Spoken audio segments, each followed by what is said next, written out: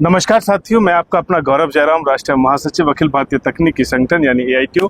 साथियों, जैसा कि आप लोग जानते हैं कि आज ITI का पक्ष जो है हाई कोर्ट में वो सुना गया। आज 28 मार्च जो है उसमें तारीख थी जिसमें जजमेंट आना था, और उसको लेकर के आज हमारे जो इस केस को पहले दिन से बहुत मजबूती के साथ में लड़ रहे हैं हमारे वकील साहब श्रीकांत प्रसाद जी अपने तरफ से आपको बताएंगे कि आज हमारी दो सुनवाई थी, एक पहली कैट में और दूसरी हाई कोर्ट में। दोनों ही सुनवाई के बारे में आज आपको विस्तृत जानकारी और डायरेक्ट सटीक जानकारी आपको मिलेगी श्रीकांत प्रसाद जी से। एडवोकेट साहब, आपका स्वागत है। बहुत बहुत धन्यवाद। पहला सवाल मैं बच्चे जानना चाहते हैं, बहुत ज़्यादा एकदम चिंता का विषय बना है। 40 लाख बच्चों का एक परिवार आप पर एक उम्मीद और नजरें गड़ाए बैठा है कि हमारे वकील साहब हमारे केस को लड़ रहे हैं और हमारे लिए कुछ खुशखबरी लेकर के आएंगे।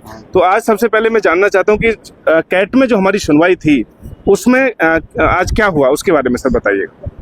देखो, कैट में जो हमारा मैटर था और आज हाई कोर्ट में भी था, कोइंसिडेंट ही होता है ऐसा। बट हमने कैट में शुरुआत में ही इनिशियल आवर्स में ही मतलब बता दिया कैट को कि हमारा मैटर जो आपने यहाँ से डिसमिस किया था उसको ऑनरेबल हाई कोर्ट ने कम्प्लीटली रिक्रूटमेंट प्रोसेस को स्टे कर दिया है, भर्ती को पूरी रोक दी है। तो वही हमने कोर्ट को बता दिया, तो अब कोर्ट उसमें कुछ भी नहीं कर सकती जब तक यहाँ से भर्ती रुकी हुई है। तो वही एक इन्फॉर्म कर दिया और अब मार्क्स का दी अटेंडेंस और एक डेट ले ली, बस। अच्छा, ठीक है, बहुत शुक्रिया। अभी दूसरी सर जानना चाहते हैं कि आज हाई कोर्ट की तरफ पूरे देश के लगभग 40 लाख बच्चों की नज़र टिकी थी और लगातार बच्चे मैसेज कर रहे हैं, फ़ोन कर रहे हैं कि आज केस में आखिर ऐसा क्या हुआ कि जो बच्चों को आप क्या संदेश देना चाहते हैं, और केस के बारे में बताइएगा थोड़ा सा डीपली कि रेलवे की तरफ से जो जवाब फाइल हुआ है क्या उसमें कुछ ऐसा है कि जो बच्चों को नुकसान देगा, ITI के बच्चों को, वो थोड़ा सा बताने का प्रयास कीजिए। देखो, ऐसा है कि जैसे कि मैंने आपको शुरू में बताया था कि इस केस में एक्सपेक्टेशन ज़्यादा नहीं रखना था जी, ये सब चीज़ मैं बता के चला था। जी जी बिल्कुल। लेकिन होता है कि जब मेहनत होती है तो कहीं ना कहीं रंग दिखता है। बिल्कुल। तो फिर भी हमने ये चीज़ नहीं माना कि केस में दम नहीं है तो छोड़ो, हल्के में निकाल दो और मेहनत नहीं करो। हमने बहुत इसमें रिसर्च किया और फाइनली अभी तक मैं इसमें कभी वीडियो भी नहीं बनाई कि क्या हुआ नहीं हुआ, बट आज इसलिए बनाना पड़ रहा है क्योंकि अब बच्चे एक डेट हमें आगे की मिली है, तो बच्चे जानना चाहेंगे कि सर क्या हुआ मैटर में, क्या नहीं हुआ और क्या एक्सपेक्टेशन हो सकती है, क्या नहीं हो सकती है। तो देखो, आपको पता है कि लास्ट डेट ऑफ हियरिंग में ऑनरेबल हाई कोर्ट ने दोनों दिन लगातार इस मैटर को सुना, प्रायोरिटी पे रख के सुना। और ये मैं नहीं कह रहा हूँ कि ये मैटर इंपॉर्टेंट है, हाई कोर्ट इसको मान रहा है, ऑर्डर शीट पे लिखा हुआ है कि ये matter all India recruitment matter है, बहुत ही इंपॉर्टेंट का मैटर है और हम इसको जल्दी सुनेंगे। और तब तक के लिए कुछ गलत ना हो जाए, रेलवे गलत सलत भर्ती ना कर दे 10th को और सबको ले लेकर के, और इतना कंपटीशन ऑलरेडी हाई है। 32,000 पोस्ट के लिए मतलब मुझे लगता है 3-4 करोड़ फॉर्म हो चुके होंगे। जी जी। तो वैसे केस में इन बच्चों के लिए जिन्होंने ITI किया है 10th प्लस ITI, इनके लिए बहुत एक इम्पॉसिबल टास्क था उसमें सिलेक्शन होना। तो समझ लो कि एक वैकेंसी तो निकली लेकिन आपको सिलेक्शन होना नहीं था क्योंकि आपके कंपटीशन में एक से एक अंडरस्टैंडेबल हाई क्वालिफाइड लोग थे। तो उस केस में एक सबसे इम्पोर्टेंट रिलीफ जो हाई कोर्ट ने हमारे लिए सुना और मिला, वो हमारी भर्ती को रोक दी, पूरी तरीके से रोक दी है जब तक कि अगली डेट इसमें मतलब फाइनल हियरिंग, जब तक जज ना कहे कि इसमें हम स्टे हटाते हैं तब तक ये पूरी भर्ती रुकी हुई है।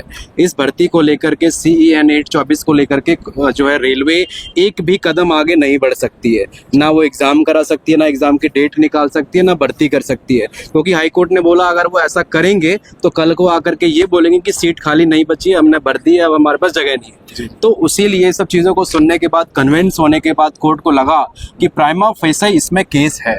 अब इसमें केस क्या है मैं आपको बस 2 शब्द में बताता हूँ। देखो, आपका इंटेंशन था 2018 से 25 सितंबर 2018 के लेटर से, मैं जो भी कह रहा हूँ ये ऑनरेबल कोर्ट ने ऑन रिकॉर्ड ऑर्डर्स पे लिखे हुए हैं, जितने बड़े बड़े ऑर्डर्स पास किए। बोला कि आपने रेलवे में ITI मैंडेटरी इसलिए किया था क्योंकि आपको रेलवे में advancement, technology, modernisation of instrument और पब्लिक हेल्थ सेफ्टी, पैसेंजर की सेफ्टी के लिए ये सब प्रैक्टिकल लोग चाहिए जिनके पास ये स्किल्स हैं। अब ये चीज़ आप कंटिन्यूसली बोले जा रहे हो, 18, 19, 20, फिर 24 में भी आपने बोला, एंड सडनली आप दिसंबर 2024 में एक वैकेंसी निकालते हो। 24 की वैकेंसी है, वो 25 की नहीं है, 24 की वैकेंसी है, कोर्ट ने माना है। उसमें क्वालिफिकेशन आपने बोला कि हम बाद में बताएंगे। तो वही चीज़ लास्ट टाइम जस्टिस हरिशंकर ने बार बार जोर दे करके बोला, अगर आप ये कह रहे हैं कि बाद में क्वालिफिकेशन बताएंगे, it means your qualification is existing on that date. जो 28 दिसंबर को आपकी क्वालिफिकेशन थी वो मानी जाएगी।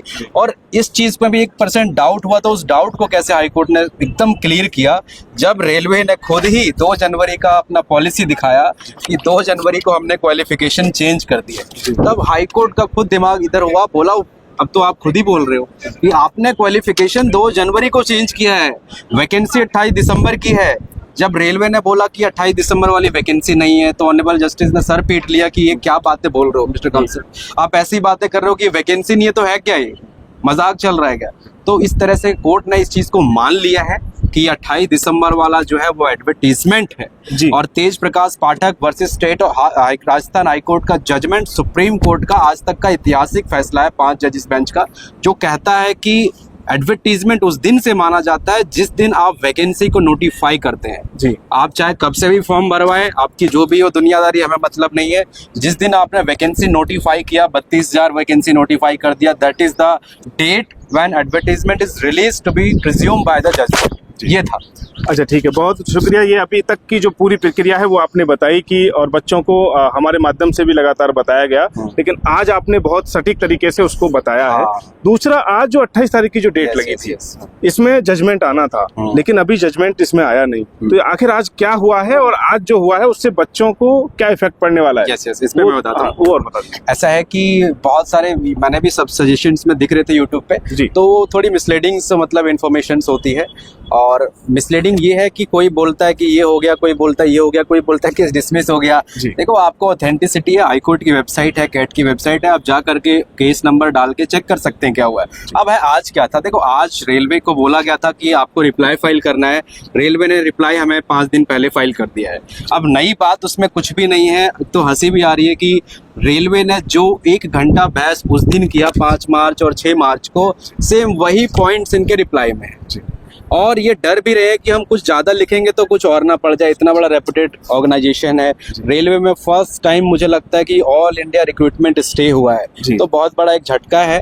और जिस चीज को मतलब कंपेयर करने, एब्जॉर्ब करने के लिए उन्होंने ज्यादा कुछ नहीं, बस वही पॉइंट लिखा है कि हम 28 दिसंबर वाले को एडवर्टीजमेंट नहीं मानते क्योंकि हमने क्वालिफिकेशन उसमें नहीं बताया था, जो कि सुप्रीम कोर्ट की अलग है। इन्होंने ये भी कहा था कि supreme court is in my favour, तो जस्टिस उस पर हंसे थे, अच्छा इज इन योर फेवर, मतलब सुप्रीम कोर्ट तुम्हारे हक में है। तो कहीं ना कहीं बहुत तगड़ा आर्गुमेंट था और इस बेस पे कन्वेंस हुए जस्टिस हमारे हरिशंकर जी। और अभी मैटर यहाँ पे चल रहा है, तो आज जो है मैटर टेकअप होना था, फाइनल आर्गुमेंट्स के लिए रखा हुआ है इसको, क्योंकि इसको डिले नहीं किया जा सकता है। इसमें 3 करोड़ बच्चे एप्लीकेंट हैं जो फॉर्म भरे हैं जिन्होंने, तो उसलिए, लेकिन जज जो है आज बेंच उठ गई थी किसी कारणवश, तो उस पे रेलवे ने भी बोला कि सर डेट की जाए, तो करते करते फिर मई की डेट एक दी है।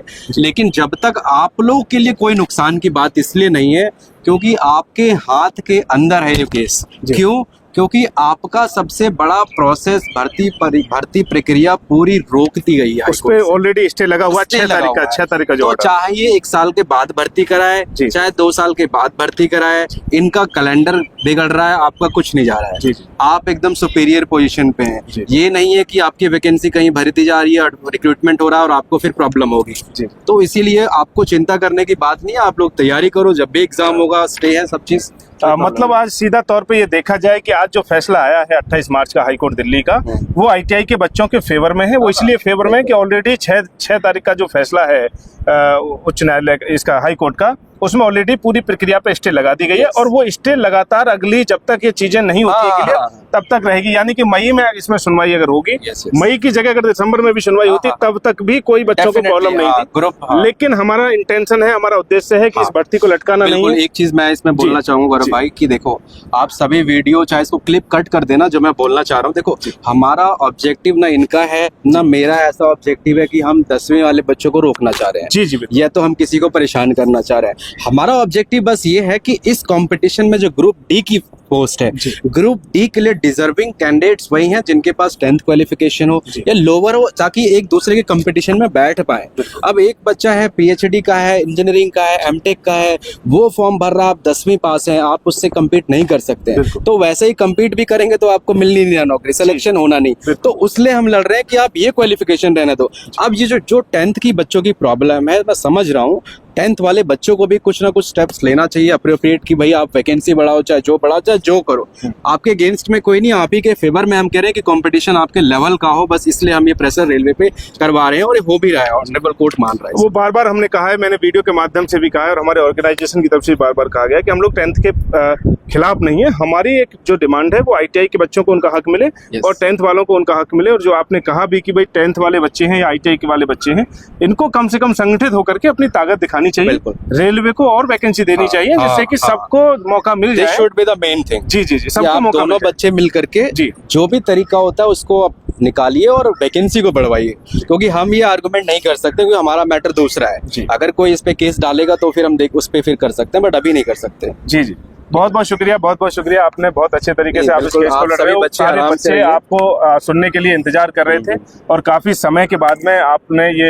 आज इंटरव्यू क्लियर किया है। करनी थी मैं इसलिए, क्योंकि अभी तक मैं शांत था कि कोई भी चीज एंजाइटी में, हड़बड़ी में ना बोलते ये हो गया अब हो गया। अब सोच समझ के मैंने इसलिए आज बोला क्योंकि ये फाइनल अब चीज हो रही है, लग रहा है ऐसा। ठीक है सर, बहुत बहुत शुक्रिया, थैंक यू।